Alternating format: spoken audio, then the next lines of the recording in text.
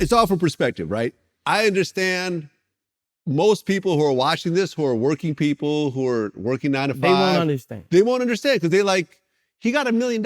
He got a Rolls Royce. Why would he not take it? But what you have to realize is that from the point of view of a multimillionaire, how you and I are talking right now, is that once you get to a certain financial level, you give up a lot of money. You pass on a lot of projects that you know in the long term is just going to be bad.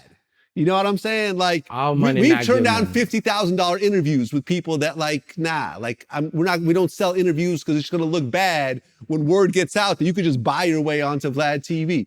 There are certain people, like, let me tell you something. This is a true story. You know who Fleece Johnson is? The booty warrior? Oh, yeah. The booty warrior. He's out of prison right now. Yeah. So many people DM me to interview this man. We had an interview set up. And listen, I was on the Boondocks myself. I'm a character on the Boondocks. I'm the biggest Boondocks fan ever. Yeah. And, you know, he's a character on the Boondocks. Me and Carl Jones, who did his voice, are good friends. Everything else like that. I'm like, okay, yeah, we're going to interview the real booty warrior, right? So the interview was set up.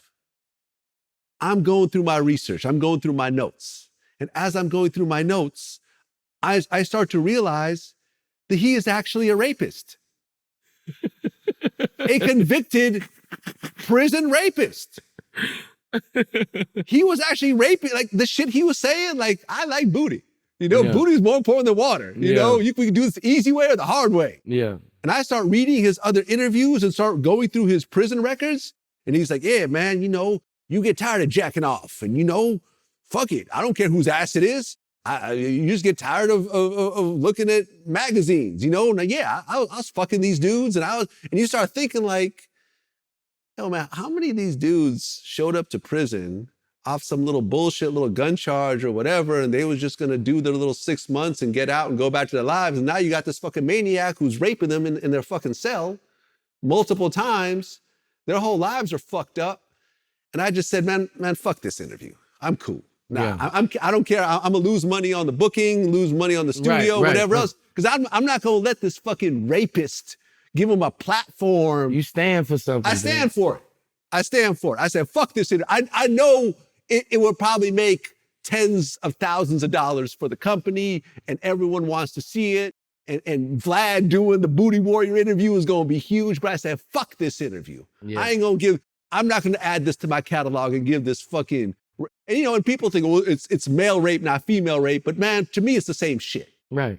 You know what I'm saying? If you raping somebody, you know, taking a man's manhood who's not even gay, forcibly fucking doing this to that person is disgusting to me. Yeah, and I'm not going to have a conversation with you. I don't even want to talk to you. Right. Much less do it on tape and put it out and magnify it. Right. I'm cool. Fuck that money. I'm telling you, bro. Fuck that money. Everyone got to have principles. You know what I'm saying? You gotta have principles. And that's the thing. You got to give up money. You can't just take every dollar, because once you get to that multimillionaire level and you keep trying to take every dollar, like when you were broke, that shit gonna crumble. You're gonna take that wrong bag of money and it's gonna fuck up your whole shit. Right. All money, not good money. All money, not good money. And the average working person is not realizing this, that they will, Kodak got $1 million. I don't see what the problem is. There is a problem. It's a long-term problem. It's not a problem. It's a long-term anyone's gonna see right now. They're gonna see it down the line. And he knew that. He knew that, like, he knew that, man. It just, I imagine, like, you know, you did that for $1 million. What would you do for 50 million?